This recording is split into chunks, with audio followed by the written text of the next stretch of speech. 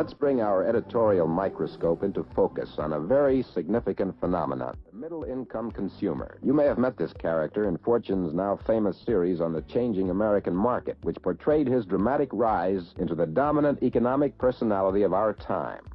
This 1953 study showed that the zoom in the American market after the war, the unprecedented volume of goods of all kinds gobbled up by an insatiable tide of buyers, was largely the work of this middle-income man. Let's update his story, its basic facts and figures, to the present day. The biggest single fact in the story is this: despite higher taxes, despite post-war inflation, the middle-income consumer has roughly 50% more spending power today than he had a generation ago. In real income, $240 billion.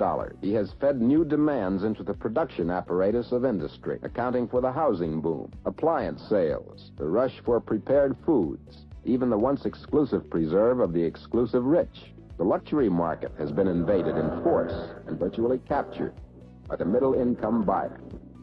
And this is only the seagoing phase of a campaign that has succeeded in changing the entire shape of the luxury market. How did it happen? Through a revolutionary change in the way U.S. income is distributed. In 1947, 27% of the population was in the middle income range, earning between $4,000 and $7,500 a year. In all, there were almost 13 million families in this bracket. By 1953, as Fortune told us, 5 million more families moved into this income category. Today, more than 1 million more families have promoted themselves to middle incomes. In terms of dollars, the families in this bracket now receive more than 42% of all income, real income, and their spending is just as real. Food is now a $64.5 billion market, up 8% since 1953. Clothing sale, up 6% from 1953. Housing, for the 7th straight year, the industry has topped 1 million starts. Home good, furniture, TV, electrical appliances, and such, up 15% since 53. The family car, 7.5 million autos bought in 55. So far, demand has matched the incredible pace of American productivity, stride for stride. Let's look at the production story a moment.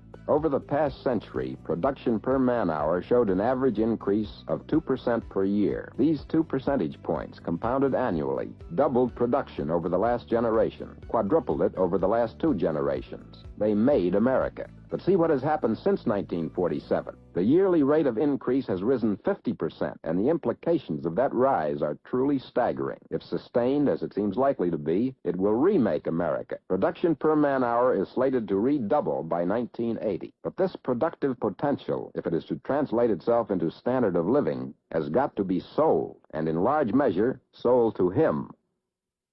Thus,